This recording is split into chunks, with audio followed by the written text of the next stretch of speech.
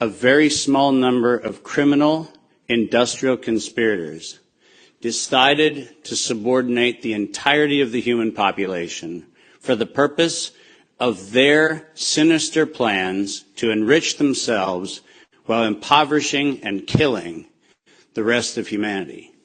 And I'm done being polite. We've long passed polite. When the words acceptable death rate become part of an industrial norm, we have lost the plot of humanity. And that's not my words. Those were the words of the World Health Organization and of Pfizer and of Moderna when they were given the authorization to begin the process of killing human beings in the interest of advancing their goals. Next slide. And I'm also not going to sugarcoat this. This is a criminal cartel. We are acting as though there's some sort of redeemable quality somewhere in some esoteric layer that somehow or another the World Health Organization must have some salutatory benefit. Well, I'm going to tell you, since its formation in the 1940s, the World Health Organization has been nothing more than a criminal cartel that has a sole and singular intent. And I will show you the document that proves what I'm saying. This is not an allegation. This is actually provable by their own words in their own hand. And they use a four-step process to execute every one of their nefarious plans. They begin by planning an exercise, then they go to the business of funding that exercise, then they create the rationale for the thing that they're going to do, and then they deploy and profit from it. And in violation of 15 U.S. Code Section 19, which for those of you listening, coincidentally started with the Clayton Act in the same year that the World Health Organization in the United States, 1913, the same year the World Health Organization's progenitors also started. So I find it fascinating that we passed the Clayton Act in 1913 and we set in motion 110 years ago the criminal conspiracy which we now call the World Health Organization. 110 years later. And in violation of TIFU, or TEFU, I don't even know how to say it, the TFEU, the treaty allegedly for the functioning of the European Union, which I think needs to now be called the Treaty for the Dysfunctional European Cabal. Article 101 unambiguously lays out the conditions that this was never a public health anything. It was racketeering for the purpose of instilling terror to adapt the behavior of a population. Period. That's what it was. That's what it always was. And we can come up with every theoretical argument we want to make about things, but the problem, even with the theory that we had an outbreak of something, is falsifiable for the data from Zurich that shows us that in the year of the death pandemic of the globe, life insurance companies paid $30 billion less in claims. Now, if there's a medical professional or a social professional or anybody else who wants to debate that we could develop a virus cunningly that could find out your bank account, your insurance policy statements, and whether you're paid up on your premiums, that's a big ask. It turns out that the data is unambiguous. We did not have a pandemic. We had genocide. And we need to call it what it is. Next slide. When I say we planned it, let's make sure we understand exactly the not-so-fine print of the fine print. And I want to call your attention first to the right-hand column of the slide. This is the 2011 data that the World Health Organization, the Wellcome Trust, PATH, and the Gates Foundation did on their wonderful worldwide program for a malaria vaccine for children under the age of 6 months of age. And in their clinical trial, it's helpful to point out that they murdered 66 children in the vaccine group and then cunningly used the term control for a control group in which they murdered 28 children. Now, the reason I said murdered and the reason why I use that term is because it's exactly what it was. Because it turns out that this control group was not a saline injection. It was not some sort of innocuous, innocent thing. It was actually a cocktail of other known pathogenic disease-carrying injections. The control group was known to kill people, and the experimental control group was actually theoretically maybe going to kill people. And what we did was we actually went ahead and murdered them all. And cunningly, under Article 5, Section 13, which I've put on this slide, I want you to understand why I said, at its formation in 1947, when the WHO was funded and founded, it was funded and founded by people intent to commit a crime because of their own language.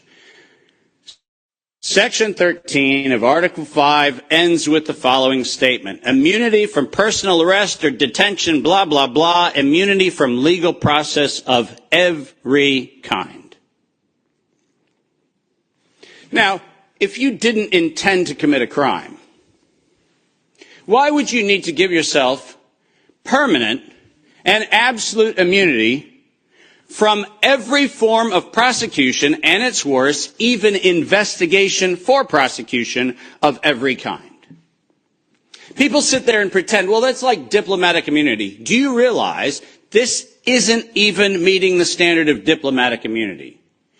This is a criminal organization who set in motion their own law to protect themselves against crimes they knew they were going to commit. And when I say they knew they were going to commit, I mean they knew it. Because their first Director General, none other than Dr. René Sand, who happened to be in the hospitality of the Germans in Dachau in 1940 earlier, in 1947, mysteriously, with the largesse of the Rockefeller Foundation, was nominated to become the first Director General of the WHO. And within 5 short years, René Sand decided to authorize the real purpose of the WHO in writing by then Director General Dr. Brock Chisholm, who advocated for population control as its primary objective. Does that sound like public health to anyone in this room? This is not public health. This is the advancement of the same genocidal program that began with the Carnegie Foundation's funding of the eugenics office at Cold Spring Labs in the United States in 1913 under the philanthropy of Andrew Carnegie. People, stop fooling yourself. We debate the leaves on the tree of what we call this pandemic thing, but we're not going to the root. This was an organized crime, racketeering entity set up to give itself first absolute immunity and then execute its plans to make sure it controls who lives, who dies, and who gets any chance at life. And if you think that I am somehow inflating numbers, let me be unambiguous. Under every treatment of tax provision, if I were to tell you that there is an 88% controlling interest of any organization, you might conclude that that actually aggregates into a controlling interest. And it turns out that if we look at the foundation donations to the World Health Organization, 88% of those come from a single organization, the Gates Foundation. That constitutes a violation of every competitivist law in Europe and every competitivist law in the United States. This is absolutely not only not an independent, charitably funded donation, but more importantly, under the tax laws on both sides of the Atlantic, this constitutes directed donations which specifically are forbidden and do not have any place anywhere in the Charter of the World Health Organization or any of the UN-affiliated organizations. When I say this is a crime, I mean it's a tax crime, a racketeering crime, a money laundering crime, and now the crime of racketeering leading to murder and global terrorism. Next slide. I told you that the second thing, after they plan it, is they fund it. And why don't we use the criminals' language in their own words, because it's the best way to say it. When they actually planned the release of the use of a biologically modified chimera associated with the model derived from coronavirus, they actually said the following: to sustain the funding base beyond the crisis, we need to increase the public understanding for the needful medical countermeasures, such as a pan-influenza or pan-coronavirus vaccine. Now, let me pause for just one moment and remind you that the crisis that they were speaking of was a crisis of diminishing funding. There was no health crisis. This was a crisis of their coffers were starting to run dry. That's the crisis. And let's read on. A key driver is the media, and the economics will follow the hype. We need to use that hype to our advantage to get to the real issues. Investors will respond if they see profit at the end of the process. That is officially the statement made by the conspiratorial cabal that by that time was the decade of vaccines put in motion in 2011 by the Global Preparedness Monitoring Board of the World Health Organization, and it was the funding base for Peter Daszak's partnership with the chimeric production of pathogens both in North Carolina and in Wuhan. So don't tell me that we have to do an investigation into where this came from. The criminals have admitted to it in their own words. Next slide. And now we get the fun one that no one in Congress is willing to address, which is the elephant in the room. On October the 21st, 2014, despite the multiple conversations between Senator Rand Paul and Anthony Fauci, where we've been told that Rand Paul has done everything he can to put Fauci on the ropes, he has had in his possession the letter that you see on the left.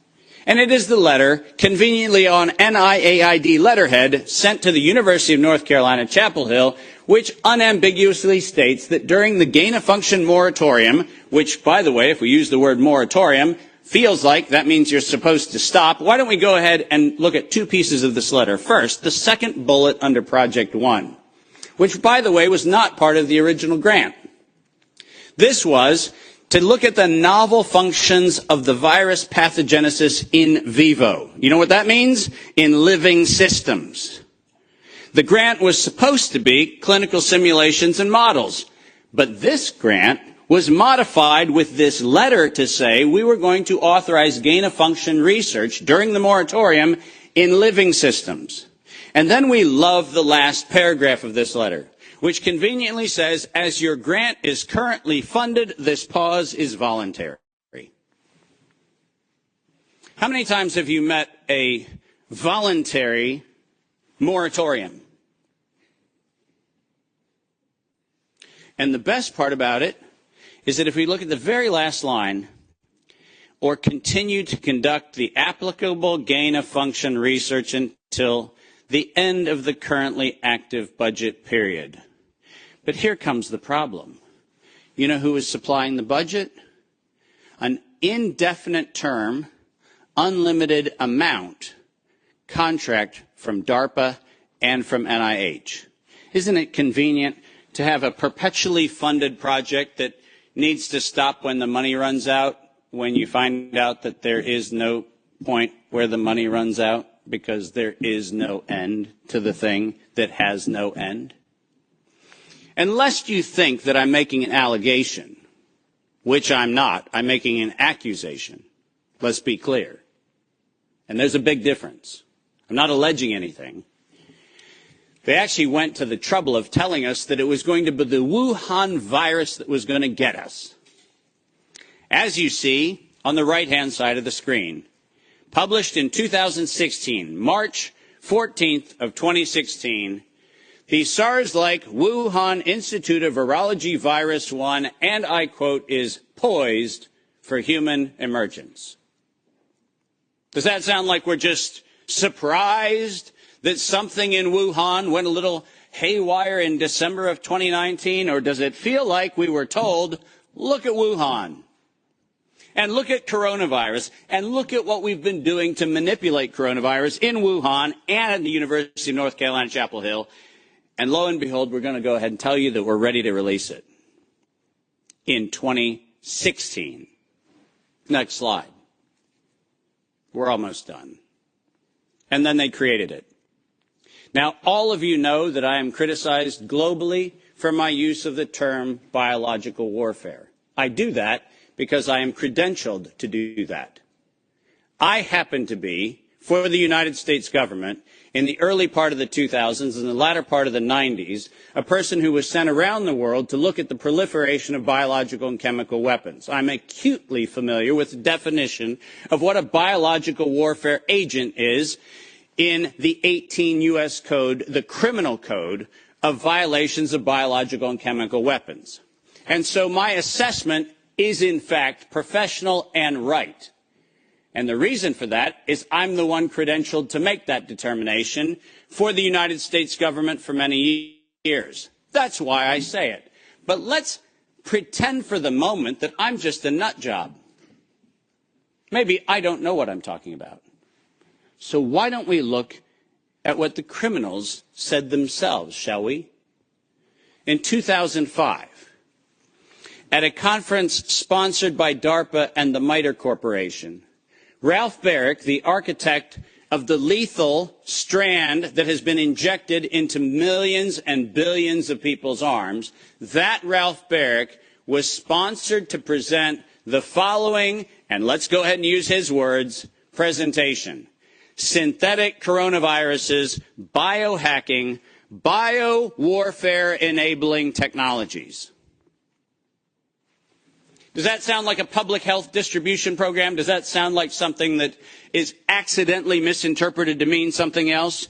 Or does biological warfare enabling technologies sound like not countermeasures or pandemic preparedness? It sounds to me like biological warfare enabling technologies. And the reason why I have that hunch is what followed was he received, next to his NIAID grants, non-competitive DARPA grants in matching funds for over $140 million of aggregate funding going into his and his related programs on synthetic biological warfare enabling technologies. So do I have a problem calling the injection a biological warfare enabling technology? Absolutely not, because that's what they called it. And we know that they knew they called it that on September 18th, 2019. Because on September 18th, 2019, the racketeering, co-conspiring cabal of interlocking directorates, also known as the World Health Organization, said that they were going to conduct an experience for the world that was going to be a rapidly spreading pandemic due to a lethal respiratory pathogen. The lethality in that statement is the problem. They didn't say we're going to maybe get a little bit of sniffles going around. They said we were going to actually have the promulgation of a deadly agent. And the stated reason, in September 2020, the progress indicator is that the world would accept a universal vaccine. Not, we'll look at other options of treatment. Not, we'll have a look at what might be early intervention, as Dr. McCullough has so clearly advocated for in many, many, many instances. Not that. We stated on September 18th, 2019, we were intending to kill. And we were intending to kill to create the fear that would drive people to accept something that without coercion, no one would have accepted. And that's published by the criminal racketeers. Next slide, and there's only 2 to go if you're following. Deploy and profit from it. We were told investors will respond if they see profit at the end of the process, and lo and behold, guess what they saw? Profit at the end of the process. 2022, $100 billion for Pfizer of public funds. Moderna, after lying to the Congress in October of 2020 when they were asked to actually verify whether NIAID was promoting an injection that would enrich NIAID, where Anthony Fauci and the entire team at NIH said that they had no financial interest in their recommendation, They receive a back payment royalty of $400 million for the first payment of the royalty. $400 million. More than any Institute of Health has ever received in a single payment for a single invention in the history of American medical research. And lo and behold, what do we receive after that? A request from the World Health Organization to expand its budget by 11% to make sure that the people who profited from it donate to it. And guess what they just did? They laundered the money right back. That's what they did. Next, and now you get the final slide. This is not a public health crime. This is actually not a constitutional crime. This is a criminal act done by a criminal institution established to enable criminal behavior since its foundation in 1947. That is what this is. And we should not be debating the merits of democracy or liberty or anything else, as irrational as that would be if we stood at a bank robbery and debated the merits of printing dollar bills. The problem is not the dollar bills. It's the bank robber. And the problem here is not health, and it's not public health, and it's not the suppression of information and the suppression of dissident views and the absolute unconscionable treatment of physicians around the world and academicians around the world who spoke out against this. That's not the crime. The crime is that we had criminal racketeers who conspired and developed a, quote, emergency. The same criminal racketeers planned, manufactured, and did all agency capture to make sure that you were told that you would use terms that they tell you to use. Vaccine, face mask, health, social distancing, none of which had ordinary use definition. So we just used them. Criminal racketeers price fixed with interlocking directorates where known competitors came together and fixed prices in direct collusion in violation of both European Union standards and in violation of both the Sherman and the Clayton Act in the United States. These were crimes. It was organized crime, and we should treat it as such. Criminal racketeers publicly lied under oath, and this resulted in the death and destruction of liberty, and most importantly, the death and destruction of the integrity of well-meaning people who sit here today doing everything they can within their power to try to treat the calamities created by this catastrophe.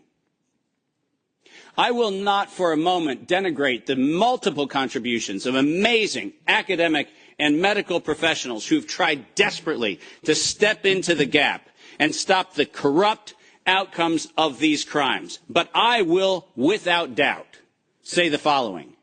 Until we treat this as a criminal conspiracy of criminal racketeers resulting in global terrorism for the purpose of profiteering and murder, until we have that conversation, we're having the wrong conversation. Because we are not here to debate the merits of a modified agreement for a criminal racketeering organization. We are here to end the criminal organization itself. This is my call to every single person on this planet. Don't just limit the power of the WHO. Destroy the WHO. Thank you very much.